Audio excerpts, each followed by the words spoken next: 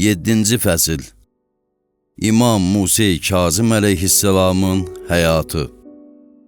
Cəfəri məktəbinin gözətçisi, İmam Kazım əleyhisselamın dövründə xilafətin gördüyü çirkin işlər, qanlı fəxr faciəsi, qəlblərə hakim olmaq, Harun neçə üzlü insan, İslam dövləti təşkil etmək arzusunda. İmam Kazım əleyhisselamın həyatı barədə qısa məlumat. O həzrətin adı Musa, ləqəbi Kazım, anası Həmidə adlı çox fəzilətli bir qadın, atası isə 6-cı imam Həzrəti Sadiq əleyhisselam olmuşdur. İmam Kazım əleyhisselam hicrətin 128-ci ilində Mədinənin yaxın kəndlərindən biri olan Əbva adlı bir yerdə dünyaya gəlmiş, hicrətin 183-cü, başqa bir versiyaya görə isə 186-cı ilində şəhid olmuşdur. İmam Kazım əleyhisselamın müasir olmuş xəlifələr. Hicrətin 148-ci ilində İmam Sadiq əleyhisselam şəhid olduqdan sonra İmam Kazım əleyhisselamın imamlıq dövrü başlamışdır. O həzrət imam olduğu bu 35 ya da 38 il ərzində aşağıda adları çəkilmiş xəlifələr onun müasir olmuşdur. Mənsur Dəvaniqi, Məhəmməd Məhdi adı ilə tanınmış, Musa Hadi adı ilə tanınmış, Harun Ər-Rəşid. İmam Sadiq əleyhisselam şəhid olan zaman Mənsur Dəvaniqi öz hakimiyyətinin kulminasiya mərhələsini yaşayırdı. Mənsur elə bir şəxsiyyət idi ki, öz hakimiyyət dayaqlarını möhkəmləndirməkdən ötürü saysız hesabsız insanları qətlə yetirirdi. O, bu işdə təkcə şiyələri deyil, eləcə də onunla müxalif olan sünni məzhəbinin fəqih və digər böyük şəxsiyyətlərinə ağır əzablar verirdi. Belə ki, Əbu Hənifəni, yəni Abdullahın oğlu və İraqda Abbasılar qiyamının müxaliflərinin başçısı olan İbrahimi himayə edərək, onun, yəni Mənsurun əleyhinə fətva verdiyinə görə şallaq vurduraraq həbs etdirmişdi. İmam Kazım əleyhisselam atasının vəfatından sonra 20 yaşında İslam hökumətinin, yəni bütün xilafət ərazisinin xəlifəsi sayılan belə bir zalim hakimlə üzləşmişdi. Mənsur Mədinə hakimi olan Məhəmməd İbn Süleymandan İmam Sadiq əleyhisselamın şəhadət xəbərini eşitdikdən sonra ona bir məktub yazıb bildirdi ki, əgər Cəfər İbn Məhəmməd, yəni İmam Sadiq əleyhisselam, öz yerinə bir nəfər canişin təyin edibsə onu çağırtdır və boynunu vur. Çox çəkmədi ki, Mədinə hakimi Bağdada Mənsura aşağıdakı məzmunda bir məktub yazdı. Cəfər İbn rəsmi şəkildə yazmış vəsiyyətnaməsində 5 nəfəri öz canişini təyin etmişdir. O 5 nəfər bunlardır: dövrün xəlifəsi Mənsur Dəvaniqi, Mədinə hakimi və məktubu yazanın özü Məhəmməd İbn Süleyman, Abdullah İbn Cəfər İbn Məhəmməd, İmam Kazım əleyhisselamın böyük qardaşı, Musa İbn Cəfər, İmam Kazım əleyhisselam, Həmidə, İmam Sadiq əleyhisselamın həyat yoldaşı. Mədinə hakimi bunları yazdıqdan sonra qeyd etmişdi ki, bunlardan hansını çağırıb boynunu vurdurum. Vəziyyətin belə alınacağını gümanına belə gətirməyən Mənsur həddindən artıq bərk qəzəblənib qışqırır ki, bunları öldürmək olmaz. İmam Sadiq əleyhisselamın bu vəsiyyətnaməsi tamamilə siyasi bir hərəkət idi. Çünki İmam Sadiq əleyhisselam özündən sonraki imamı və öz canişinini qabaqcadan şiyələrə tanıtdırmış, lakin Mənsurun bu cür təhlükəli planlarından xəbərdar olduğu üçün 7-ci imamın canını qorumaq məqsədi ilə vəsiyyətini bu şəkildə yazmışdı. Cəfəri məktəbinin hamisi. O dövrün vəziyyətinə nəzər saldıqda məlum olur ki, Mənsur hökumətinin əvvəlcədən üzərində nəzarəti olan hər hansı bir qəti iş və proqramı həyata keçirmək məsləhət olmamışdır. Mənsur hökumətinin əvvəlcədən üzərində nəzarəti olan hər hansı bir qəti iş və proqramı həyata keçirmək məsləhət olmamışdır. Buna görə də İmam Kazım əleyhisselam atasının tutduğu elmi yolu davam etdirərək böyük elm ocağı, lakin İmam Sadiq əleyhisselamın təşkil etdiyi elm ocağından kiçik, yaradıb tanınmış, elmli və fəzilətli şəxsiyyətləri yetişdirməyə başlayır. Seyyid İbn Tavus yazır, İmam Kazım əleyhisselamın xüsusi dostlarından böyük bir qismi və həmçinin Bəni Haşim qəbiləsinin böyük şəxsiyyətləri o həzrətin ətrafına yığışaraq onun dürəfşan kəlamlarını, suallara verdiyi cavabları və irəli çıxan məsələlər haqqında verdiyi hökmləri qeyd edirdilər. Seyyid Əmir Əli yazır, Hicrətin 148-ci ilində İmam Sadiq əleyhissalam Mədinə şəhərində vəfat etdi. Ancaq xoşbəxtlikdən onun təşkil etdiyi elm ocağı bağlanmadı. Əksinə, o həzrətin canişini, oğlu İmam Kazım əleyhissalamın rəhbərliyi sahəsində bu elm ağacı öz parlaqlığını daha da qorudu. Musa İbn Cəfər, yəni İmam Kazım əleyhissalam, öz dövrünün bütün alimlərini heyrətə gətirməklə yanaşı, həm də əxlaqi dəyərlər və âli insani sifətlər baxımından da ad çıxarmışdı. Belə ki, o həzrətin iftixar dolu həyatı ilə tanışlığı olan alimlərin hamısı onun əxlaqı qarşısında baş əyirlər. Sünni məzhəbinin görkəmli hədisçisi və alimi İbn Həcər Heytəmi yazır, Musa-i Kazım əleyhissalamın atasının elm və birliyini irs aparmış, atasının fəzilət və kəmalına malik olmuşdur. O, cahil və nadan insanlarla fövqəladə güzəşt və səbirlə davrandığına görə Kazım ləqəbini almış, onun dövründə heç kim ilahi maarif və bilik baxımından ona çatmamışdır. İmam Kazım əleyhissalamın dövründə xilafətin gördüyü çirkin işlər. 1. Məhdi Əbbasi. Çirkin nəticələri İslam məmləkətinin hər yerinə ziyan vurmuş Mənsurun xəlifəlik dövrü onun ölümü ilə başa çatır və cəmaat 22 il əzab-əziyyətə qatlaşdıqdan sonra rahat nəfəs almağa başlayır. Mənsur öldükdən sonra onun Məhdi adı ilə tanınmış oğlu Məhəmməd hakimiyyət başına gəlir. Məhdi ilk xəlifəlik çağlarında cəmaatın gür alqışları ilə üzləşdi. Çünki o hakimiyyətə gəldiyi ilk vaxtda Yaşıl Bağda cəmaat qarşısında ümumi əfv etmə, yəni amnistiya qərarı çıxarıb, bütün siyasi məhbusları, istər Bəni Haşimdən olsun, istər də qeyri Bəni Haşimdən azad edərək cəmaatın əzab-əziyyətinə və qırğınına son qoydu.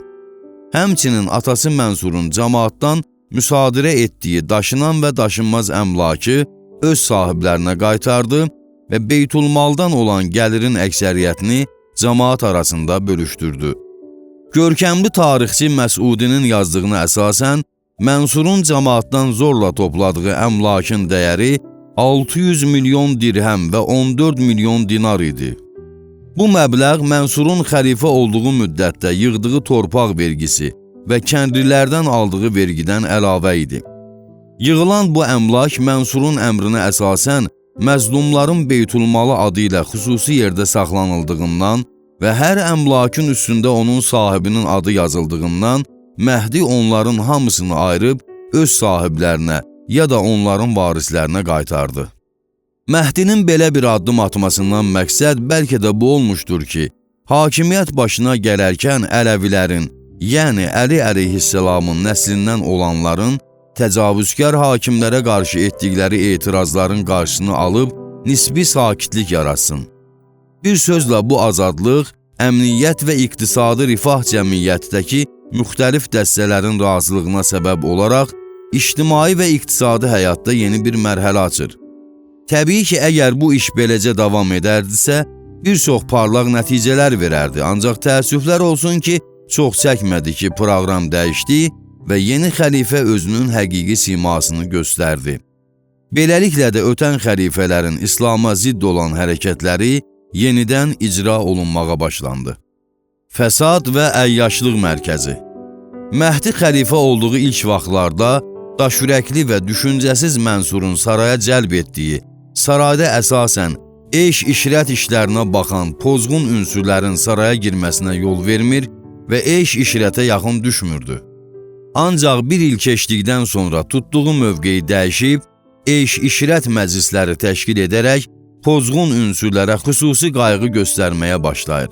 Xeyirxah, ağıllı və xoşniyyətli olan adamlar Məhdiyə bu işin pis və acınacaqlı sonuclarla nəticələnəcəyini desələr də, bu onda heç bir təsir bağışlamır. Məhdi onların cavabında deyir, İnsanın o vaxtı xoşdur ki, keyf damaqla keçsin. Nədim adamlarsız həyat mənə şirin gəlmir.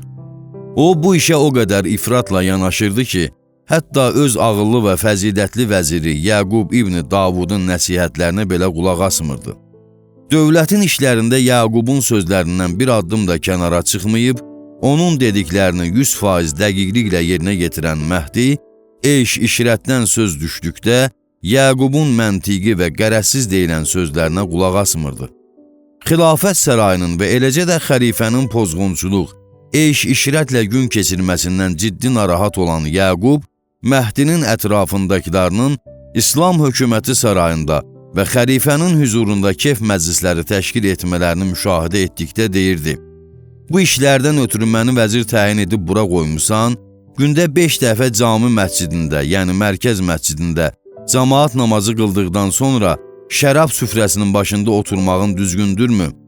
Müsəlmanların beytulmalı hesabına keyf məclisləri keçirməyə adət etmiş, pozğun, nədim adamlar Yaqubun bu sözlərinə istehza edib, Məhdini badə qaldırmağa cəlb edərək, bəzi vaxtlar şeirlə deyirdilər ki, Yaqubun sözlərini qulaq ardına vur və gözəl şərabla keyfini kökəlt. Məhdinin belə mövqe tutması İslam cəmiyyətində pozğunluq və əxlaqsızlığın artmasına səbəb olur. Bəşşar kimi şairlərin keyf haqqında dedikləri ədəb pərdəsini qırmış şeir və qəzəlləri ağızdan ağıza gəzir və iffət, pakılıq xırmanla od vurub yandırırdı. Bunun nəticəsində də hər tərəfdən qeyrətli insanların etiraz sədaları ucalmağa başlayırdı.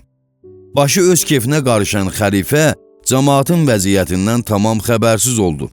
Bunun nəticəsində də fəsad, rüşvətxorluq baş alıb getdi. Vergi müfəttişləri cəmaatı həddən artıq sıxışdırmağa başladılar. Xəlifənin özü də cəmaatı sıxışdırmağa başlayaraq, ilk dəfə olaraq Bağdad bazarlarına vergi qoyur. Əkinçilərin vəziyyəti olduqca ağırlaşır və çətinlik hamını hiddətə gətirir. Həzrət Əli əleyhisselamın nəslindən olanlara qarşı həddən artıq təzyiqlər. Məhdinin rəftarı atası Mənsurdan müxtəlif cəhətlərə görə fərqlənirdi. Ancaq onların hər ikisinin müştərək bir cəhəti var idi ki, o da hər ikisinin Ələvilərə, yəni Əli əleyhisselamın nəslindən olanlara qarşı həddən artıq təzyiq göstərməsi idi. Məhdi də Mənsur kimi Bəni Haşimə qarşı olunan təzyiqlərdə əlindən gələni əsirgəmir, hətta bəzi vaxtlar onları Mənsurdan da çox təzyiqlərə məruz qoyurdu. Əli əleyhisselamın övladlarını hər an öz hökuməti üçün təhlükə hesab edən Məhdi, onların başçılığı ilə olan hər hansı bir etirazın qarşısını almağa çalışırdı. O, şiəçiliyə yönəlmə və Ələvi rəhbərləri ilə həmkarlıq etməyə qarşı ciddi mübarizə aparırdı. Tarixçilər yazırlar, Qasim İbn Məcaşi Təmimi ölərkən bir vəsiyyətnamə yazıb xəlifəyə imzalatdırmaq üçün Məhdinin yanına göndərir. Məhdi vəsiyyətnaməni oxumağa başlayır. Elə ki, Qasimin Allahın təkliyinə və İslam Peyğəmbərinin Peyğəmbərliyinə etirafından sonra Əli əleyhisselamı İmam və Peyğəmbər salavatullahın canişini kimi tanıması cümləsinə çatır, vəsiyyətnaməni yerə tullayıb, onu axıra qədər oxumur. Quranda şərabın haram edilməsi.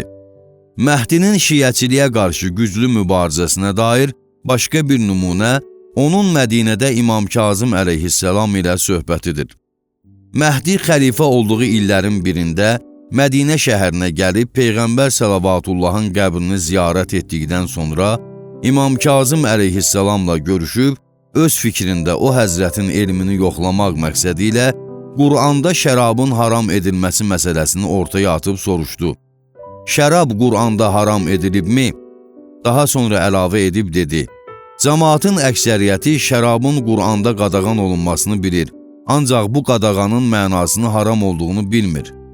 İmam Kazım əleyhisselam buyurdu, bəli, şərabın haram olması Quranda açıq-aşkar buyurulmuşdur. Quranın harasında? Allahın Peyğəmbərə xitab edərək buyurduğu, de ki, Rəbbim yalnız aşkar və gizli alçaq işləri, zina etmək, lüt gəzmək və sair hər cür günahı, haqsız zülmü haram buyurmuşdur ayəsində. İmam Kazım əleyhissalam bu ayədə digər haram buyurulmuş şeylər barədə danışdıqdan sonra buyurdu: Allahın bu ayədə haram buyurduğu hər cür günah ifadəsindən məqsədi şərabdır. Çünki Allah özü başqa bir ayədə buyurur: Ya Muhammed, səndən içki və qumar haqqında sual edənlərə söylə, onlarda həm böyük günah, həm də insanlar üçün mənfəət, yəni dünya mənfəəti vardır. Lakin günahları mənfəətlərindən daha böyükdür. Əraf surəsində açıq-aşkar haram buyurulmuş hər cür günah ifadəsi Bəqərə surəsində şərab və qumara aid edilmişdir. Buna əsaslanıb deyirik ki, şərab Quranda açıq-aşkar haram buyurulmuş və qadağan olmuşdur. Məhdi İmam Kazım əleyhissalamın bu istinad və sübutuna heyran qalıb, ixtiyarsız olaraq orada olan Əli İbn Yəknə dedi: And olsun Allaha ki, bu Haşimi fətvasıdır. Yəni, bu Bəni Haşim tayfasından olan şəxsin fətvasıdır. Bu cür fətvanı yalnız Bəni Haşimdən olanlar verə bilərlər. Əli İbn Yəkdin də öz növbəsində dedi: Sizə Peyğəmbər Səlavatullah ailəsinə belə elm vermiş Allaha şükür olsun. Məhdi Əli İbn Yəkdinin bu cavabından narahat olub, öz qəzəbini güclə boğduğu bir halda dedi: Ey Rafizi, düz deyirsən. 2. Hadi Abbasi. Hicrətin 169-cu ili İslam tarixi üçün böhranlı, qaranlıq, qeyri-sabit və qəmli bir il olmuşdur. Çünki həmin il Məhdi Abbasinin ölümündən sonra onun kefcil, xam və məğrur oğlu Hadi Abbasi hakimiyyətə gəlir. Onun hakimiyyət dövrü İslam cəmiyyəti üçün baha başa gələn acı hadisələr dövrü olmuşdur. Hadinin atasının yerinə keçməsi heç də təzə məsələ deyildi. Çünki hələ uzun müddət ondan əvvəl İslam hökuməti zalim xəlifələr tərəfindən irsi rejim, yəni mütləq monarxiya şəklinə düşərək Əməvi və Abbasi xəlifələr arasında fırlanmış, cəmaatın acı və məcburi sükutunu ardınca daşıyan hakimiyyətin bu yolla dəyişilməsi adi bir hala çevrilmişdi. Təkcə təzə olan bir məsələ müsəlmanların taleyinin Hadi kimi xam, səlahiyyətsiz və kefli bir gənc adama tapşırılması idi. O hakimiyyət başına gələrkən hələ 25 yaşı tamam olmamış, çox məsuliyyətli xəlifəlik və İslam məmləkətinin idarəçilik məqamını ələ keçirməyə qətiyyən səlahiyyəti yox idi. O, şərabxor, dardüşüncəli, laqeyd bir gənc olduğuna görə hakimiyyətə gəldikdən sonra da qabaqki işlərini tərk etmədi. O, hətta xəlifəliyin zahiri qayda qanunlarına da əməl etmirdi. Üstəlik daşürəkli, tərbiyəsiz, əzazil və nadürüst adam idi. Hadi Abbasilər sarayının pozğun mühitində tərbiyə almış və belə bir özünü sevər zalim və mənəm deyən rejimin südünü əmmişdi. Belə tərbiyə nəticəsində əgər xəlifəlik məqamı ona çatmasaydı, o da fikri-zikri ancaq kef ardınca olan mənəm deyən, lakin kütbeyin gənclərin sırasında olardı. Eyş-işrət məclisləri. Hadi atasının hakimiyyəti dövründə qardaşı Harunla birgə bəzi xanəndələri müsəlmanların beytulmalı hesabına təşkil etdiyi eyş-işrət məclislərinə çağırtdıraraq şərab içmək və kef çəkib əylənməklə məşğul olurdular. O, bu işdə o qədər ifrata varmışdı ki, bəzi vaxtlar atası Məhdi buna dözə bilməyib, Hadinin xoşladığı xanəndələri danlayırdı. Hətta bir dəfə o dövrün məşhur xanəndəsi İbrahim Muselini Hadinin məclisində iştirak etməkdən çəkindirmiş, Hadi israr etdikdə İbrahimi tutub həbs etdirmişdi. Atasının hakimiyyəti dövründə bəzi vaxtlar pis hərəkətlərinə görə atasının müxalifətçiliyi ilə üzləşən Hadi, hakimiyyətə gəldikdən sonra açıq-aşkar əyyaşlıq edir və müsəlmanların ümumi beytulmalını gecələr eyş-işrət məclislərinə sərf etməyə başlayır. Tarixçilərin dediyinə görə Hadi, İbrahim Muselini saraya dəvət edərək saatlarla onun mahnılarına qulaq asardı.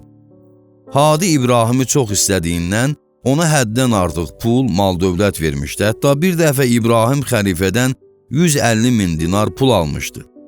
İbrahimin oğlu deyirdi, əgər Hadi bundan çox yaşasaydı, biz evimizin divarlarını da qızıl-gümüşdən düzəltdirərdik. Bir gün İbrahim Museli Hadi üçün bir neçə mahnı oxuyub onu bərk həyəcanlandırdı. Hadi onu alqışlayıb mahnını bir neçə dəfə təkrar etməsini istədi. Məclis qurtardıqdan sonra Hadi xidmətçilərdən birinə dedi ki, İbrahimi Beytulmalın xəzinəsinə aparsın. Nə qədər istəsə götürsün. Əgər bütün Beytulmalı götürmək istəsə də onu azad buraxsın.